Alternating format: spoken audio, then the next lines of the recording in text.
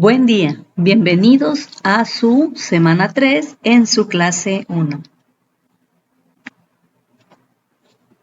Bienvenidos a la maestría en desarrollo energético sostenible. Y bueno, vamos a seguir en esta clase, en esta materia sobre flujos energéticos. Esta vez vamos a ver dentro de la unidad de flujos de generación de electricidad térmica, bueno, estos subtemas sobre plantas de generación de electricidad con carbón, con combustóleo y diésel, la cogeneración con o sin captura de CO2, generación nuclear y transmisión y distribución. El objetivo de la unidad es precisamente conocer y que identifiquemos estas diferentes partes de la energía que se traducen a esta toma de electricidad a partir del calor. Bueno, la energía térmica, como estamos viendo en estas fotos, siempre se ha relacionado con el calor. De hecho, el calor es el flujo de esa energía térmica. Este tipo de energía es la más antigua que usamos y una de las más importantes, no solo para la producción de electricidad, sino en general. De hecho, hay toda una rama de física termodinámica que estudia cómo se transfiere el calor entre sistemas y el trabajo que se realiza en el proceso. La energía térmica y la generación de electricidad, bueno, una de las principales aplicaciones de la energía térmica en el día a día es la generación de electricidad precisamente a partir del calor. Es una de las principales maneras de hacerlo. El calor es una forma de energía que puede ser convertida en electricidad sobre múltiples formas, con combustibles fósiles como el carbón y petróleo. Ha sido una forma habitual de uso, aunque pues conocemos algunos inconvenientes sobre el procedimiento. Así que no solo se puede quemar combustible fósil, también restos orgánicos o lo que se conoce como biomasa. Del calor a la tierra, como el caso de la energía térmica, del calor al sol, que se concentra en colectores y es la energía termosolar, también a partir de reacciones nucleares que son, bueno, ya hablando estrictamente, pues la energía nuclear es también energía termal a partir de un combustible. Por lo cual, por ejemplo, como en el uranio, que al romper sus átomos, que es llamada la fisión, pues va a desprender una enorme cantidad de energía que va a liberar. Y bueno, en las centrales térmicas, como estamos viendo tanto en la foto como en este esquema, en las centrales térmicas la potencia mecánica es producida por un motor térmico que transforma la energía térmica, a menudo de la combustión de un combustible, pues en energía de rotación. La mayoría de las centrales térmicas producen vapor, por lo que a veces se les denomina centrales de vapor. No toda la energía térmica se puede transformar en potencia mecánica, de acuerdo con la segunda ley de la termodinámica, por lo que siempre hay calor perdido al medio ambiente, si esta pérdida se emplea como calor útil para procesos industriales o calefacción urbana. La planta de energía se denomina cogeneración o planta de cogeneración, que es la central de energía y calor en esa combinación. En los países donde la calefacción urbana es común, existen plantas de calor dedicadas que se llaman estaciones de calderas. Una importante clase de centrales eléctricas en el Medio Oriente utiliza el subproducto de calor para la desalinización del agua. Bueno, estamos viendo esta imagen en movimiento de un motor. Un motor térmico es una máquina térmica que va a transformar el calor en trabajo mecánico por medio del aprovechamiento de un gradiente de temperatura entre una fuente de calor, que es el foco caliente, y a lo que llamamos sumidero de calor, que es el foco frío. El calor se transfiere de la fuente al sumidero y durante este proceso, algo del calor se convierte en trabajo por medio del aprovechamiento de las propiedades de un flujo de trabajo, usualmente un gas o propiamente el vapor de un líquido. La energía térmica o la energía calorífica es la parte de la energía interna de un sistema termodinámico en equilibrio que se proporciona a su temperatura absoluta. y se incrementa o disminuye por transferencia de energía, generalmente en forma de calor o trabajo en procesos termodinámicos. A nivel microscópico, en el marco de la teoría cinética, es el total de la energía cinética mediante el presente como resultado de los movimientos aleatorios de átomos y moléculas, lo que es la agitación térmica, como estamos viendo en nuestras fotos dinámicas, ¿verdad? Ese movimiento. Y vemos que en esta animación la temperatura de un gas ideal monoatómico es una medida relacionada precisamente con la energía cinética promedio de sus moléculas. Al moverse, esta relación del tamaño de los átomos de helio respecto a su separación se consigue con una presión de 1950 atmósferas. Así que estos átomos a una temperatura ambiente tienen una cierta velocidad media. Hay tres mecanismos fundamentales de transferencia de energía térmica, lo estamos viendo en esta imagen, que es la conducción, la convección y la radiación. La conducción es la transmisión de energía en forma de calor desde una parte de un cuerpo a otra del mismo cuerpo, o bien desde un cuerpo a otro que esté en contacto físico con él, sin desplazamiento apreciable de las partículas del cuerpo. La convección es la transmisión de calor desde un punto a otro dentro de un fluido, un gas o un líquido, mediante la mezcla de una proporción de fluido con otra. En la convección natural, el movimiento de fluido se debe totalmente a diferencias de densidades. En la convección forzada, el movimiento se produce por medios mecánicos. Cuando la velocidad forzada es relativamente baja, se debe entender que los factores de convección libre, como las diferencias de temperatura y densidad, pueden tener influencia importante. En el caso de la radiación, es la transmisión de energía térmica desde un cuerpo a otro que no se encuentra en contacto con él. En todos los mecanismos de transmisión de calor, la velocidad de enfriamiento de un cuerpo es aproximadamente proporcional a la diferencia de temperatura que existe entre el cuerpo y el medio que lo rodea. Este hecho se conoce con el nombre de ley de enfriamiento de Newton. En muchas situaciones reales, estos tres mecanismos que estamos observando se presentan simultáneamente, aunque algunos de ellos, puede ser más dominante que los otros, según precisamente sea el caso de todas esas características que comentamos. Aquí estamos observando la conducción de calor, que es esa transferencia de energía en forma de calor por conducción. Y esto es un proceso precisamente de la transmisión de calor que se basa en el contacto directo entre los cuerpos, sin intercambio de materia, porque el calor fluye de un cuerpo de mayor temperatura a otro de menor. La temperatura que está en contacto con el primero, la propiedad física de los materiales que determinan su capacidad para conducir el calor es la conductividad térmica. La propiedad inversa de la conductividad térmica es la resistividad térmica, que es la capacidad de los materiales para oponerse precisamente al calor del otro.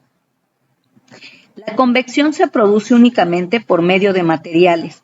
La evaporación del agua o fluidos, la convección en sí es el transporte del calor por el medio del movimiento del fluido.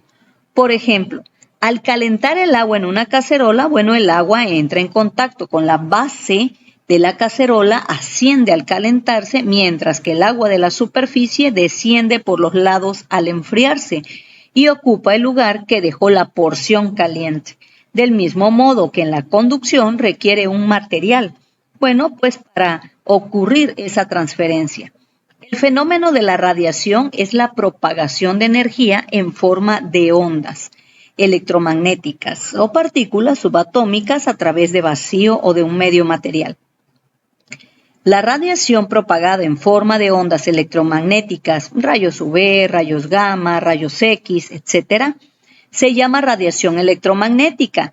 Mientras que la llamada radiación corpuscular es la radiación transmitida en forma de partículas subatómicas, que son alfa y beta y neutrones, etc., que se mueven a gran velocidad con apreciable transporte de energía. Si la radiación transporta energía suficiente como para provocar ionización en el medio, que atraviesa en esta parte, se dice que es una radiación ionizante. En el contrario, se habla de una radiación no ionizante. El carácter ionizante o no ionizante de la radiación es independiente de su naturaleza corpuscular u ondulatoria. Son radiaciones ionizantes los rayos X, los rayos gamma, partículas alfa y parte del espectro de la radiación UV, entre otros.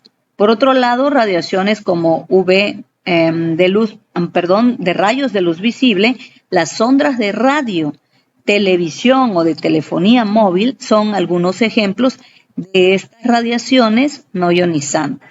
Bueno, vamos a entrar al tema de plantas de generación de electricidad con carbón. Y bueno, estamos viendo fotos, ¿verdad? En esta parte también tenemos un dibujo dinámico. Las centrales eléctricas de carbón son las centrales termoeléctricas que queman carbón para generar electricidad. Las centrales eléctricas de carbón generan más de 1/3 de la electricidad mundial, pero causan cientos de miles de muertes tempranas cada año, principalmente por la contaminación atmosférica. Una central eléctrica de carbón es un tipo de central de combustible fósil.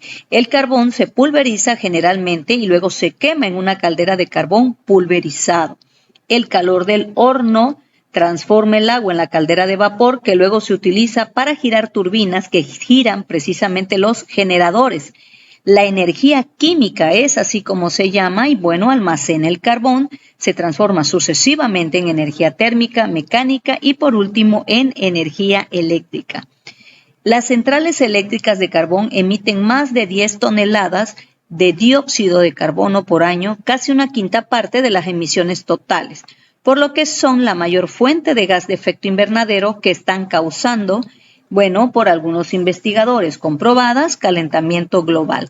Están siendo de alguna manera retiradas en Europa y América. Así que a partir de 2020 estas plantas pues todavía se están construyendo en Asia y en su mayoría están financiadas por China. Una central eléctrica de carbón convierte la energía química almacenada en carbón sucesivamente en energía térmica, energía mecánica y por último, bueno, en energía eléctrica. El carbón se pulveriza generalmente, luego se quema en una caldera de carbón pulverizado. Ese calor del horno se convierte en agua de la caldera en vapor y luego se utiliza para girar turbinas que, bueno, giran los generadores. Por lo cual, en una comparación con la central térmica de otros tipos de combustible, se requiere el procesamiento de combustible específico de carbón y la eliminación de esas cenizas producidas. En este esquema, bueno, estamos mostrando las principales partes que tiene una central eléctrica de carbón. Vemos, por ejemplo, la torre de enfriamiento, es esta que está aquí, y su bomba de agua. Y así, bueno, podemos ir en la parte numérica, pilón, que es la torre de transformación unitaria, posteriormente el transformador unitario, generadores, turbinas de baja presión y alimentación de la caldera. Tiene su bomba y la parte del condensador, por supuesto. En algunos países la contaminación se controla mediante las mejores técnicas posibles. Por ejemplo, las de la Unión Europea, a través de su directiva sobre emisiones industriales en los Estados Unidos, las plantas de carbón se rigen a nivel nacional por varias reglamentaciones sobre contaminación de aire, incluida la regulación de las normas sobre mercurio tóxico de aire, el MATS, directrices de efluentes por la contaminación de agua, reglamentos de residuos sólidos, en virtud de la RCRA, que es la Ley de la Conservación y Recuperación de los Recursos. Bueno, estas siglas ocurren por su parte en inglés. Las centrales eléctricas de carbón siguen contaminando en países ligeramente regulados, como los Balcanes, India, Rusia, Sudáfrica, cientos de miles de muertes tempranas cada año. Partes de este esquema, bueno, podemos nombrar y están visuales de alguna manera: el boiler, el fly ash, el bottom ash, que es la ceniza de fondo, el switch button, que es el freno de fondo encarchado, el EPS, que es el filtro. El uso de carbón para la electricidad eléctrica del país mediante las carboeléctricas son propiedad de la CFE, la Comisión Federal de Electricidad. Ha disminuido de manera drástica en el último año. Datos recopilados por la IEA, que es la Agencia Internacional de Energía, hasta junio pasado indican que el uso de este combustible se ha caracterizado por su alto índice contaminante que, en esta parte baja el 34% en el último año. En los últimos 12 meses hasta junio, el carbón se convirtió en el cuarto combustible más usado a la producción de energía, con una participación del 5.2%. También es importante estar verificando estas posibilidades de acuerdo a los años y a las experiencias que se hayan tenido precisamente en estas centrales eléctricas. En 2019, el 8.9% de la electricidad se generaba a través del carbón, por lo que esto situaba como la tercera fuente más importante de la producción eléctrica. México, la CFE, es la única compañía que opera en esta parte 3 plantas, una en Petacalco, en Guerrero, y 2 más en Coahuila.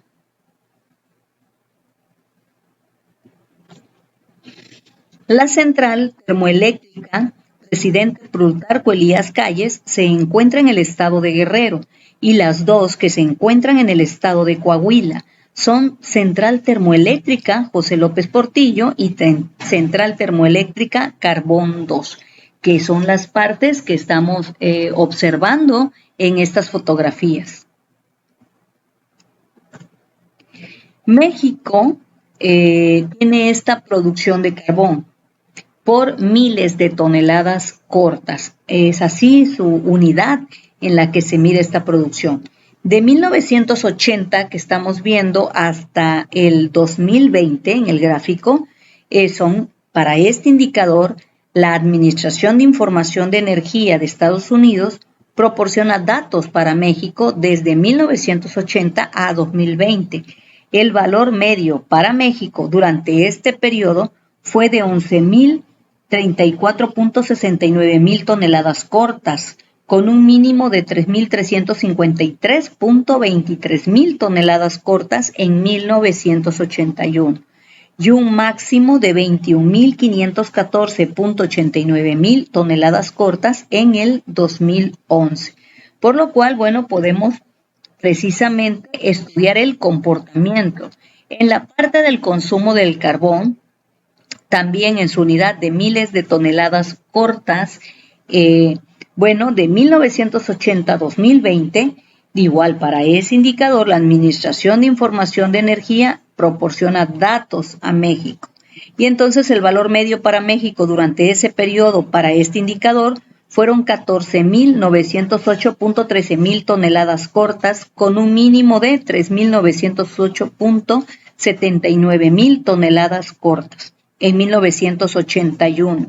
Una tonelada corta es igual a 90.7185 toneladas, para que nos demos precisamente esa idea, y es igual a 907.185 kilogramos.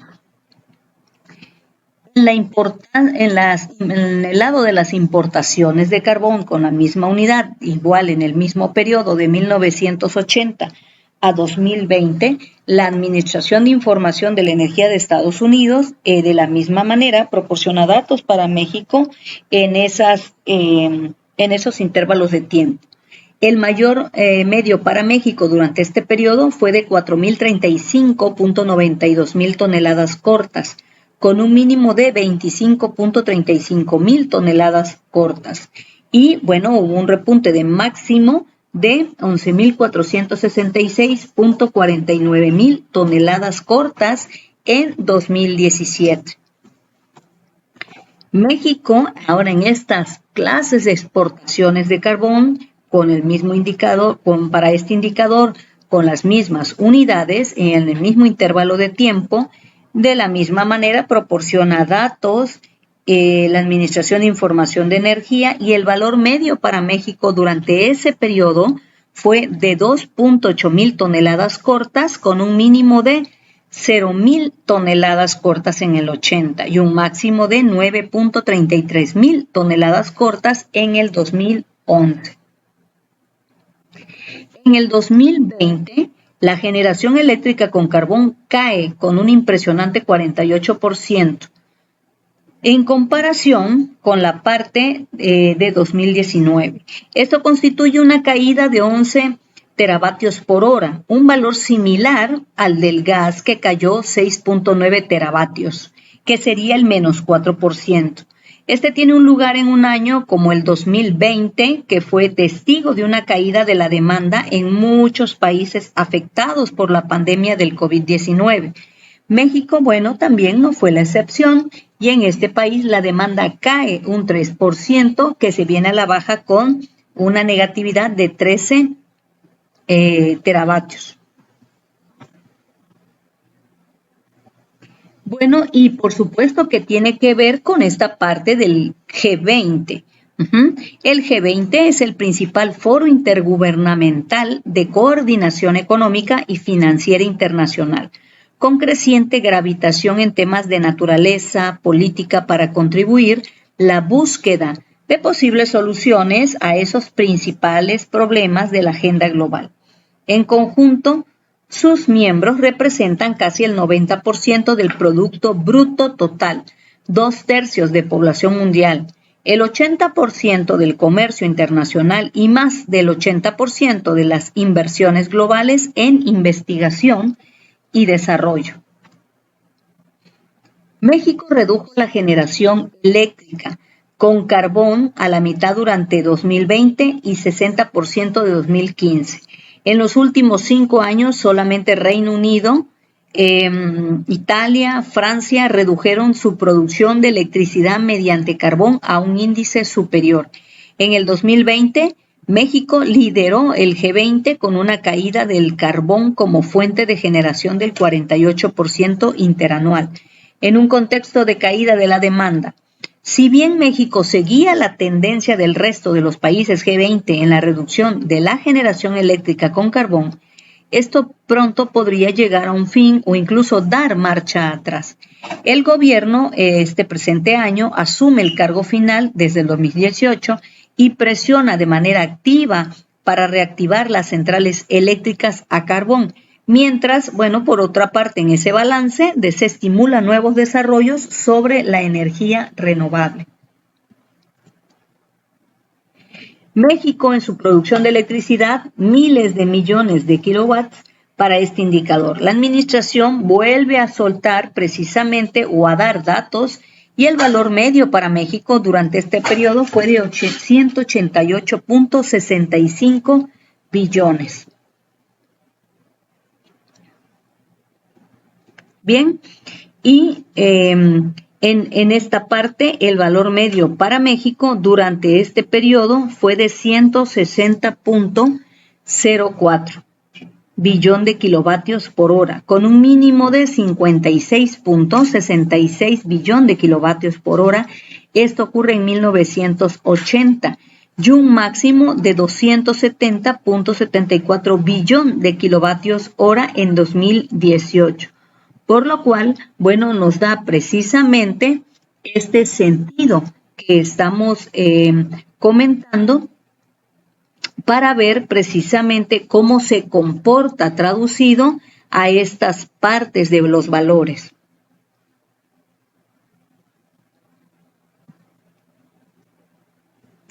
Bueno, en el área de importaciones de electricidad, la administración vuelve a ser homogénea su información y el valor medio para México durante ese periodo fue de 1.16 billón de kilovatios hora con un mínimo de 0.01 billón de kilovatios en el 82 y un máximo de 6.51 billón de kilovatios hora en el 2018. En el comportamiento de las exportaciones de electricidad, México maneja el valor medio durante ese periodo que estamos estudiando de 1980 a 1919 de 2.07 billón de kilovatios hora hacia un mínimo de 0.01 billón de kilovatios hora en el 98 y ha tenido un repunte máximo de 7.54 billón de kilovatios hora en 2016.